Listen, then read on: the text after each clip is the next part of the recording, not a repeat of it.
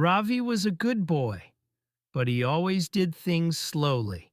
Every morning he watched TV and said, I still have time. One day he reached school just as the bell rang. The gate was closed. Ravi stood outside while his friends went inside. The teacher said kindly, 1 minute late is still late. Ravi felt bad. From the next day, Ravi woke up early. He packed his bag on time and reached school before the bell. Ravi learned a simple lesson. If we respect time, time helps us.